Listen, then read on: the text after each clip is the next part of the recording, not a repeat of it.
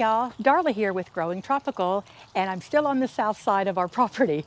If you remember in the last video that we did, we went ahead and we were running a lot more irrigation to be able to get water to all of these plants efficiently as we go into the summer months. And what I told you I would do is I would keep you updated as to where we were in the scheme of things. And so that's what this video is actually going to be about. I want to show you what I've actually got done and how much more I've got to actually get done. And what I'm kind of on a time crunch because this side of the yard, as I have told you like over and over again when I've done these videos on the south side, this is such a hot side of the yard. And actually it's been a really unique side of the yard in the fact that it is narrow and it gets a lot of sun, and there is, I think it's called radiant heat, where the heat just kind of bounces off the wall, the window, and the fence, and so there's not really a lot of airflow that go in over here, and I think that just causes there to be a lot more dryness as well. I don't know that for a fact, I'm not a scientist, but anyway, it just seems like this side of the yard has been a real aggravation in the way of water. So with all that being said, I am doing my due diligence and making sure that I run adequate water over here. So let me turn the camera around and show you guys what we've done just to kind of recap. If you remember in the last video, we went ahead and we ran the larger drip tubing, which is this right here, the larger drip. I'm sorry, the drip, the tube or whatever. So it goes all up and around. And I showed you guys in the last video how we just ran more and more and more. I went all up and around the staple plants. If you remember, I went ahead and I took this tubing. Let me get the camera focused in here. We took the smaller tubing and we tapped in to the larger tubing, and I actually ran risers right here, if you can see the little riser right here. And I did that to all of the staple plants, like for example, the pitch apple, the sky flower. I went ahead and I did it to the ixoras that I have here, and the copper bushes that we have, more ixora, and the croton, and again, the other copper bush. So these guys are the staple plants that will stay year round.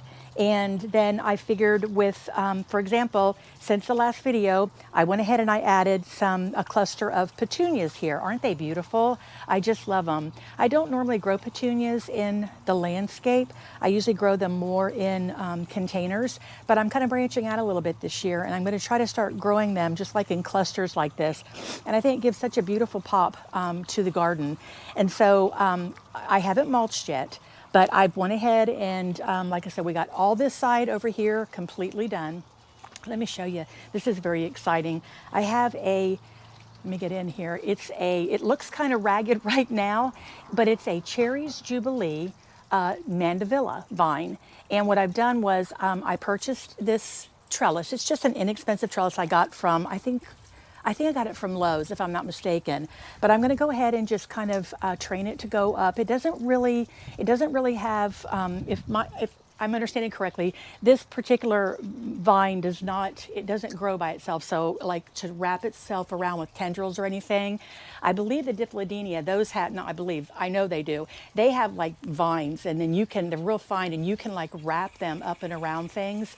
Whereas this vine, this mandevilla vine, I keep calling it a vine because I want it to be a vine. I'm going to just train it to grow up this trellis actually and I'm going to just put in these little, if you can see, they're just these little clips that I'm going to go ahead and just put periodically as this grows or whatever. But actually this vine is a little bit rough because when I purchased it last year, I kept it in its nursery pot probably a little too long because I knew what I wanted to do, but I did not have this side yard over here. I didn't have it all taken care of by the way of my drip irrigation. So I wasn't exactly sure where I was going to put it.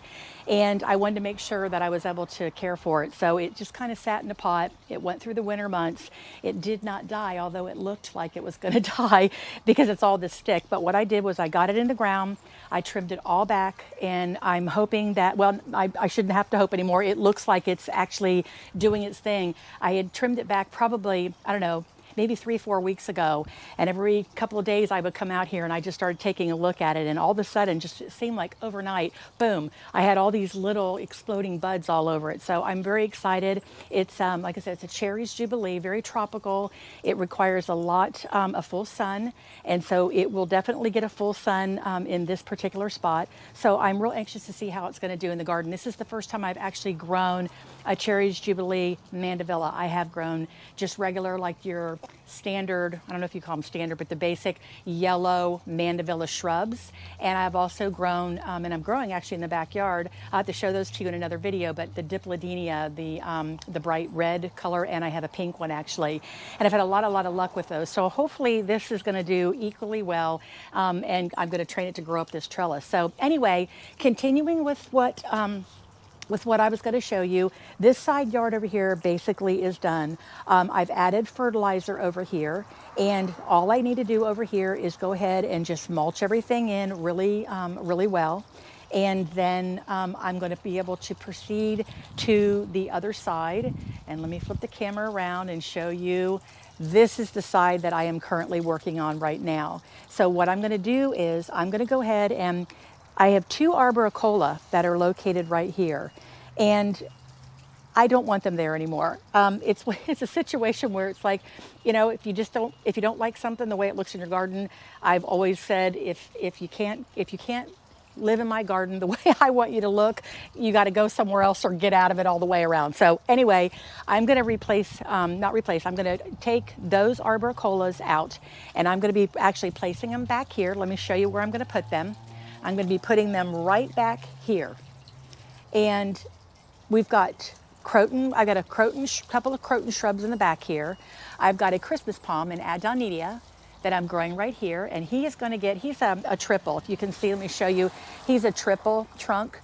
And he is absolutely beautiful. And of course, he's going to get all of, 15, 20 feet tall. And I may, as time goes on, I may end up replacing a few things over here. As my Christmas palm gets a little bit bigger, or maybe not, I don't really know. But for now, the 2 Arboricola that I showed you, I'm going to be taking those out and I'm going to put them over here. And then my red hots, let me flip you around and show you the red hots. These guys right here, this one looks a little scraggly over the winter months, you can kind of see, but he will pop back absolutely beautifully. I'll trim him all back and he'll just explode. And of course this one I already trimmed back, so he's got a lot of color in him, and he just needs to go back into, what do I got on here? Oh, I think it's just sand.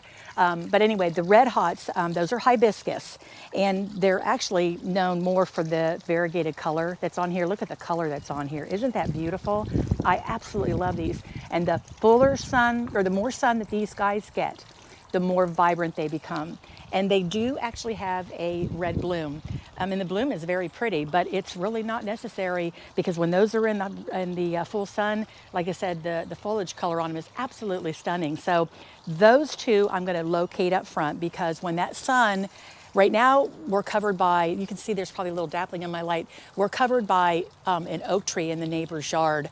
And over the winter months, as the sun is set a little bit lower to the south, we get a really good afternoon break. But as we progress into the summer months, that sun is straight up overhead, and I mean this whole side yard just gets baked. And those red hots are going to absolutely love it. And what I'll do is I'll keep you updated and show you how beautiful they actually get. I had planted some in a previous video, and I'll have to probably link it down below so you guys can see that. But I planted some in our far right corner of our property, and they're absolutely beautiful.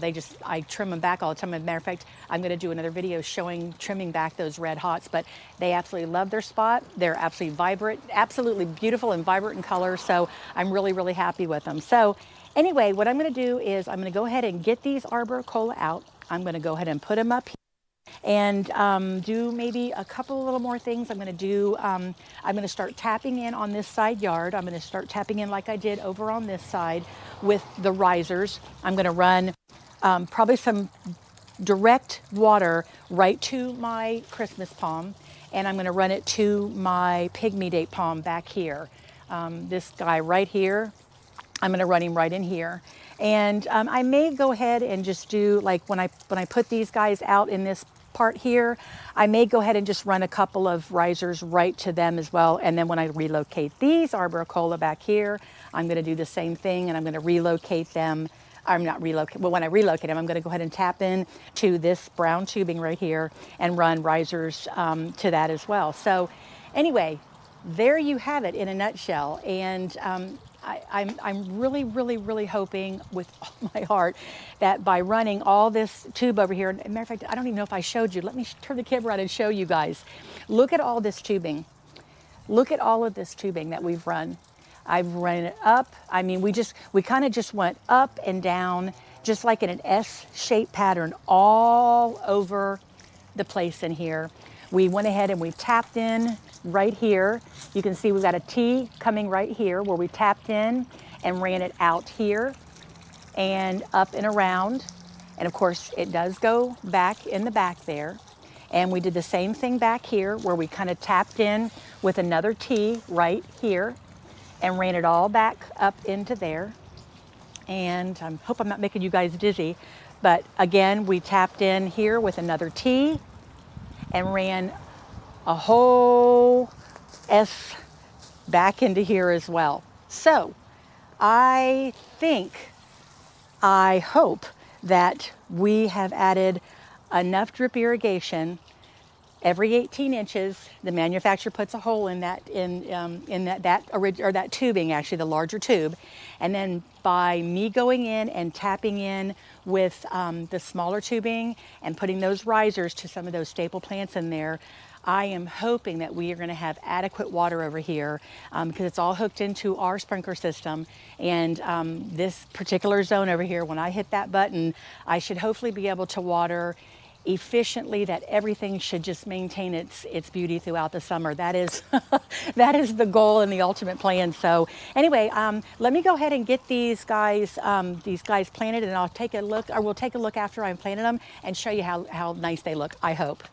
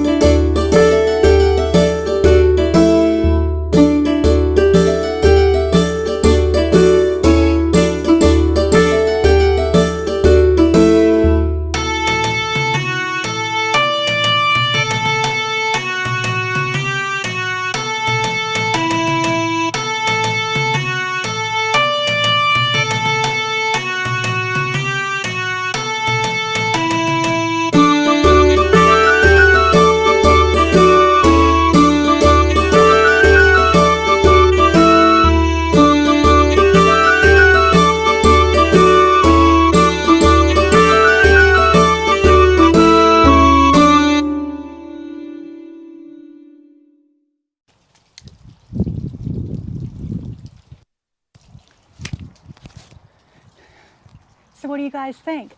I think it looks really, really nice. I'm a huffing and a puffing here, but I think they look absolutely beautiful. Can't wait till they just start like taking root and filling in real nice. I'm going to keep these guys more, down to the 3 feet, 3 foot, range or whatever, to keep them nice and low. And to be honest with you, I said earlier about the Andonita tree, when it gets higher, it's going to create, a lot more shade over here, which is actually good. And these Arboricola, they're in the Scheffelair family. They are the Trinette, I believe is what these are called. Very tropical. They do take a full sun, but the beautiful part about these, I grow them also up on my patio and up underneath the awnings around our pool area, and they get a lot of shade out there. And it's really funny because the more shade they get, the more, the deeper the green and the yellow become. When they're in the full sun, they're very pretty as well, but it takes on what I classify as like a bleached out look. It's still very pretty and it really draws the eye, but I also like the way they look when they're in the shade. So theoretically, when that